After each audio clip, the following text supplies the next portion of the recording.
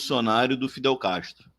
Acho que se o Fidel Castro tivesse sido mais flexível, tivesse sabido entabular acordos diplomáticos com os Estados Unidos, abrindo mão, pagando, indenizando algumas propriedades que eles nacionalizaram, talvez tivesse havido a possibilidade de discutir a devolução de Guantánamo. Por quê? Porque tem um precedente, não sei se você conhece, no Panamá, que é um país ali que faz a divisão da América do Sul com a América Central, tu conhece?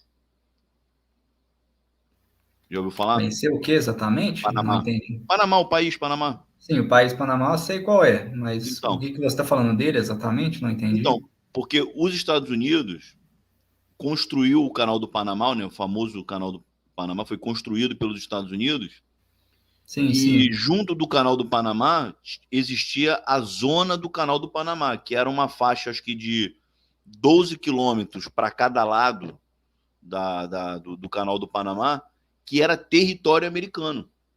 Era território dos Estados Unidos, entendeu? Era como se o Panamá fizesse fronteira com os Estados Unidos no centro do país. E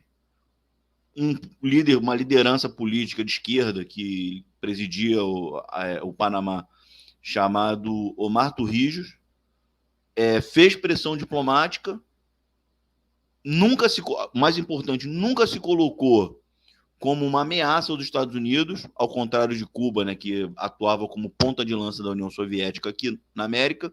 O Panamá sempre fez questão de mostrar que primava pela sua independência, mas queria se manter alinhado aos Estados Unidos. E os Estados Unidos negociou e devolveu a zona do Canal do Panamá e depois devolveu o Canal do Panamá para os panamenhos. Então, talvez tenha faltado habilidade diplomática do Fidel Castro, porque se sentia muito fortalecido por conta do patrocínio soviético, entendeu? E aí a oportunidade passou, entendeu? O cavalo passou selado e o Fidel Castro não montou nele. Então, essas nuances aí é que eu acho que os socialistas dogmáticos não, às vezes, não se atentam. Só respondendo as perguntas aqui. Curte o DSA, Frota? Cara, curto. O Bernie Sanders não é do DSA, mas o pensamento político dele é afinado com o DSA. O DSA os socialistas democráticos americanos, o Elvésio. É um partido de esquerda nos Estados Unidos, mas é um partido que não é nacional, entendeu? É um partido que existe em alguns estados. É um partido que defende o que eles chamam de socialismo democrático. Gosto do DSA, mas se eu fosse um político americano, eu seria afiliado ao Partido Democrata, não ao DSA. Professor de Quebrada, existe honestamente quais minorias étnicas foram silenciadas na União Soviética? Os chechenos foram, brutalizados ali nos anos 90 porque é, queriam ou a independência ou uma maior autonomia dentro do então território soviético e depois russo. Entendeu? Eles eram brutalizados dentro da União Soviética e quando a União Soviética implodiu e a Rússia se tornou independente, os chechenos tentaram buscar uma maior autonomia ou independência e foram brutalizados pelos russos. Então, não sei se eu respondi a questão, mas tá aí um bom exemplo. Tem outro, os tártaros da Crimeia, entendeu? O Stalin deportou os caras de lá, entendeu? Dá uma lida aí na história da União Soviética que você vai ver que lá não era o paraíso na Terra como os socialistas defendem, não, cara. Professor de Quebrada, eu voto pelo bem do país, não por me tratar assim, ossado. Respeito a sua opinião, mas não concordo. Denis, não vire por uma conversa paralela. Fernando, PT tem essa mania de querer monopolizar. Então, Fernando, isso aí é a minha insatisfação, entendeu? Vou nessa. Já tá chato o Molusco falar em picanha e cerveja. Então, concordo, isso aí tem nome, se chama populismo. Quer fazer algum comentário aí, Alves? O PT aí, os petistas vindo encher o saco, é o que você chama? São os petistas babantes? Não, cara, assim, Cara, fanatismo é foda, irmão. Fanatismo é foda. O fanatismo ele pode ter várias facetas, entendeu? Tem cara que tem fanatismo com time de futebol, tem cara que tem fanatismo com religião e tem cara que tem fanatismo com partido político, entendeu? Então, o petista, cara, é um cara que, se você vai conversar de política com ele, é difícil, entendeu? Eu abdiquei disso na minha vida. Não tenho mais saco para enfrentar essa tarefa hercúlea, entendeu? De ficar discutindo com o petista. Em nome da roça, trocamos o imperialismo por outro. Nós também tiramos a nossa nesguinha do imperialismo, né? Tem a Guerra do Paraguai, teve a anexação do Acre. Nós não somos também esses anjinhos sem asa que a gente acha que nós somos, não. Prisão de Guantánamo, já respondi. Deixa eu ver aqui. Fidel Castro sofreu 3 tentativas de assassinato pelos Estados Unidos. Então, pena que não obtiveram êxito. Deixa eu ver. Thiago Silva. Qual a sua avaliação do governo Biden? Ele vai se reeleger? Thiago, eu acho que o governo Biden está um governo mediano, um governo nota 6, e talvez ele nem venha disputar a reeleição, entendeu? Tá mais com cara dele abdicar de disputar a reeleição e apoiar algum outro candidato do Partido Democrata. Quer comentar aí, Elvis? Você estava pensando aqui na questão de Cuba, que você falou sobre negociações do Fidel Castro para tentar recuperar lá a questão de Guantánamo, mas depois, não sei se você está falando depois da Revolução, porque depois da Revolução Socialista, ao meu ver, era impossível os Estados Unidos devolver Guantánamo, independente do que Fidel Castro faria. Eu não sei se você está falando, se você disse antes ou depois da Revolução. É porque a Revolução teve 2 fases, cara. O Fidel Castro, ele não era originalmente um marxista. Ele não era. Depois, se você quiser, tem livro, ou se você procurar pela internet, se você procurar um texto do Fidel Castro, que é um texto chamado A História Me Absolverá, que é um texto que, quando ele estava preso, porque assim, ele tentou fazer a revolução a primeira vez, aí ele foi preso, aí ele foi exilado para o México, aí no México ele conheceu o Che Guevara e voltaram para fazer a Revolução em 59. E esse texto é a defesa dele, que ele era advogado, né? Era o discurso de defesa dele no julgamento em que ele foi submetido, né? Porque ele fez o assalto ao quartel de Moncada e foi preso. Ele foi tentar roubar armamento no quartel. E se você lê esse discurso, você vê que ele só faz citações no discurso dele para defender a legitimidade da postura revolucionária dele. Ele só faz menções a líderes democráticos, liberais. Ele não faz nenhuma menção a um líder marxista, entendeu?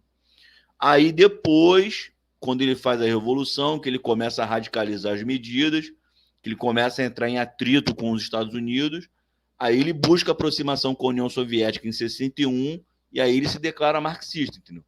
Então, talvez se não tivesse havido esse encaminhamento, talvez ele tivesse conseguido rever essa questão de Guantánamo. Ele foi recebido quando ele fez a Revolução, ele fez um périplo pelo continente, ele veio aqui no Brasil, se encontrou com o JK, se encontrou com o Lott, que eu estou usando aí na foto, se encontrou com o Marechal Lott, ele foi aos Estados Unidos e se encontrou com o Nixon, que era na época vice-presidente dos Estados Unidos.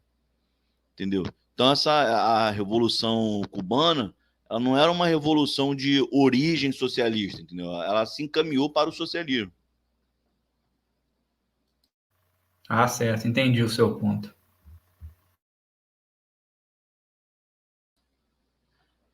O mais importante na Revolução Cubana foi o Che Guevara. Aí eu não sei, cara, eu não sei como é que você fez esse ranking aí de achar o Che Guevara era o cara mais emblemático, né? Que ele era um cara que tinha uma figura assim meio... O tipo dele era uma figura meio charmosa, né? Que ele era um cara que falava bem, né? Era um cara esteticamente, né? Bonito, né? Um cara com aquela figura da boina, da farda, né? Do charuto. Agora, se ele foi mais importante, aí eu já não sei. Mas é uma figura que eu admiro. Eu já li a biografia do Che Guevara, é um cara que eu admiro a figura histórica do Che Guevara. Não concordo ideologicamente, entendeu? Você não tem nenhuma afinidade ideológica com o Che Guevara, mas é uma figura histórica que eu respeito. Tu já leu sobre o Che Guevara? O que tu conhece, o Elvésio? Não, é mais ou menos isso que você falou mesmo, é uma figura histórica relevante, importante. Então, ele teve uma participação assim essencial na Revolução. Ele era um líder exemplar, digamos assim. Então, independente de ser socialista ou não, o mais importante é ver a questão da figura histórica, do impacto que ele causou em Cuba. Então, é mais ou menos o que você falou mesmo. Tem uma história com ele que eu não sei se é verdadeira. Eu acho que é anedótica, acho que não é real. Mas que quando teve a Revolução, né, ele assumiu o Banco Central cubano, né? Ele ficou responsável pelo encaminhamento econômico do país. Aí diz que estavam numa reunião para discutir quem ia assumir o quê, né? Aí perguntaram assim pro Fidel, né? E ele estava na mesa e tal, aí teriam perguntado pro Fidel. Mas vem cá, quem que você vai nomear pro Banco Central? Aí ele falou, bom, pro Banco Central tem que ser uma pessoa assim que seja um bom economista. Aí todo mundo apontou pro Che Guevara, né? Pô, é o Che, é o Che, é o Che, é o Che. Aí ele ficou sem entender, né? O Che Guevara, por que eu? Assim, eu não entendo de economia. Aí o pessoal, não, pô, economista, a gente achou que era um bom comunista. Enfim, uma curiosidade. O nome Foi da boa roda. essa. É uma história que, se não for verdade, a gente trata como verdade porque é boa, né? Criativo. É igual sabe a origem do nome do bairro Leblon, Não, isso aí não. aqui no Rio? Então, dizem que é porque era uma praia muito frequentada por turistas europeus, né? E americanos. E aí, quando eles viam os franceses apontando para os outros turistas louros, né, chamavam de Leblon, né? Que seria louro em francês. É verdade? Não é, mas eu queria que fosse. Então, fica aí a curiosidade. Nome da Rosa. A grande inspiração do Fidel era o José Martí. Então, o José Martí é o líder da independência cubana. Que até antes da morte do Fidel Castro era a figura mais importante dentro do pensamento político cubano. Né? Assim, o José Martí ele equivale para Cuba o que o Simão Bolívar foi na Venezuela. E o José Martí era um liberal. O José Martí não era um socialista. Já existia socialismo na época em que ele atuava politicamente, mas ele nunca aderiu ao pensamento socialista. Ele sempre defendeu o liberalismo e a luta contra o que ele chamava de imperialismo americano. Entendeu? Então, enfim. Quer comentar aí, Alves? Não, isso aí não, mas eu tô vendo aqui o outro comentário do Ceia, que estava pensando em comentar alguma coisa sobre a questão do Nicolas. Esse comentário aí, tá vendo? Eu falo ou você vai? Estão dizendo que é fake, né? Não sei o que tu acha. Sim. Bem, por hora, o que foi comprovado é que é fake. Tipo, quando eu vi a notícia, eu pensei que poderia ou ser uma deepfake, né? Um vídeo assim, uma montagem mesmo, ou alguém parecido com ele. Até agora, pelo que eu saiba, parece que é uma porcaria de um ator pornô gay aí, parecido com o Nicolas, né? E resolveram fazer essa fake news sobre ele, né? E tipo, além do Bolsonaro, eu votei nesse boçal aí do Nicolas, né? Eu sou de Minas Gerais aqui, eu resolvi votar nesse cara aí. Aí eu me assustei, né? Pô, velho, eu votar num cara que tá fazendo essas coisas aí, já bate aquela depressão, digamos assim.